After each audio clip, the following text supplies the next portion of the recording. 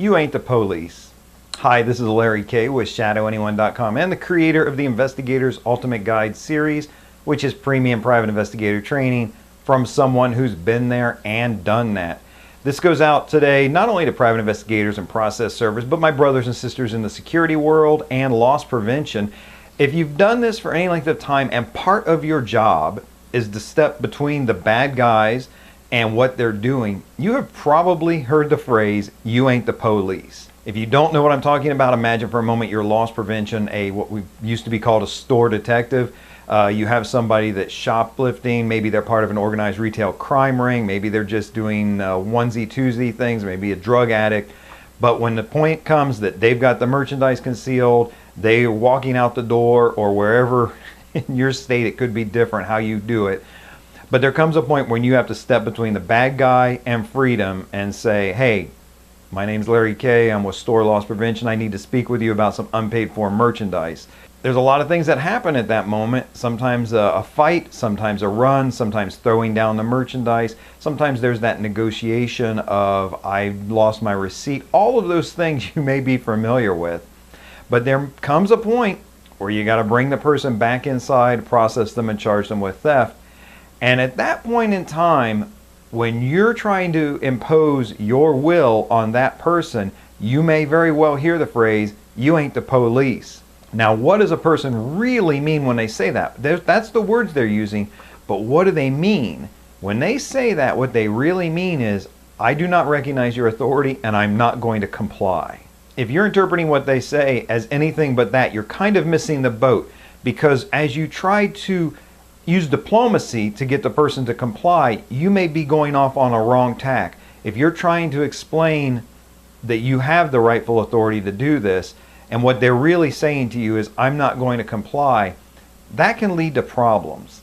So here's what it comes down to in our world, us private citizens, private investigators, process servers, security, loss prevention. When we in the private sector, who are not the police, have to get somebody to comply with our rightful authority, with our rightful orders, how do you do that? There are two ways, and as near as I can figure, pretty much only two ways. One is by use of force, which is really something you want to avoid for a lot of reasons. Now, if you're doing this properly, you understand the bad guy dictates how much force is going to be used.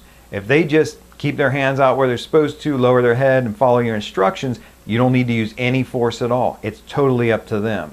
If they decide that they want to pull away and try to struggle a little bit, but then quickly give up, again, they've dictated that all you need to do is really hang on to them, keep yourself safe, keep control of their hands, and that's all the use of force that you need.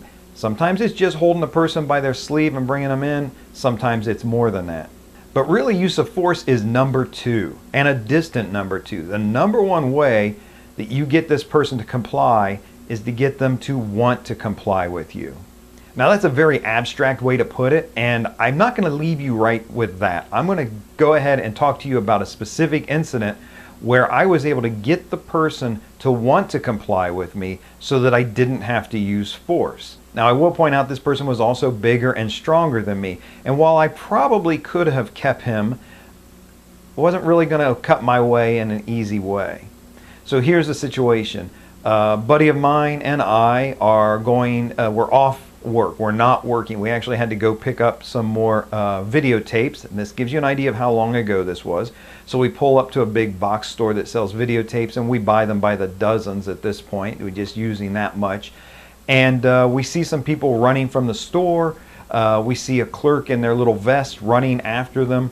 And immediately we understand that this is a more significant thing. Most retail establishments have very firm policies about not chasing thieves or anybody who's committing a crime. So the fact that this clerk is chasing them tells me that this is an elevated incident, that this is something more serious, maybe even a felony in progress, which, if you've gotten my book, How to Make a Citizen's Arrest, you understand that's a point when you might be able to legally step in and make a citizen's arrest if you feel that that's really necessary. I discourage it, but I teach how to do it if you're going to do it anyways.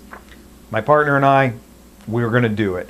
So we end up, long story short, getting between the getaway vehicle and one of the bad guys. He's got to get past me to get into the car to take off. So I say to him, "Are you going to do a felony on me?" He looks at me and he says, "No." Now he realizes that chances are slim that they're going to be able to put him together with the crime that he just committed for any kind of convictable thing. But that if he does a felony on me, if he assaults me to the point that he needs to in order to get in his car and get away, that's a pretty provable done felony. And the fact that I know that and conveyed it to him tells him I'm probably somebody who knows what's going on. He very wisely chooses, in just that split second, he says to himself in his mind, "I'd rather get picked up for the misdemeanor they probably can't prove than the felony they definitely can prove." And he decides not to use force and to comply with me waiting there for the police. The police arrive and they're actually very quickly able to put together a couple of felonies on this guy. The level of theft that he was committing elevated to felony, which is good for me on a citizen's arrest point of view. Also, they discovered just a literal trunk full of stolen merchandise. The point of the story here for you is not the details of what was going on, not even how to make a citizen's arrest, but look at how I used words to get this person to want to comply with me rather than having to use force. So the next time you hear the words "you ain't the police," recognize what that means and be prepared ahead of time. Maybe have some words, some phrases, so that you can handle it with a minimal chance of having to use force. This is Larry Kaye with ShadowAnyone.com. Remember, do the right thing, even if it's the hard thing.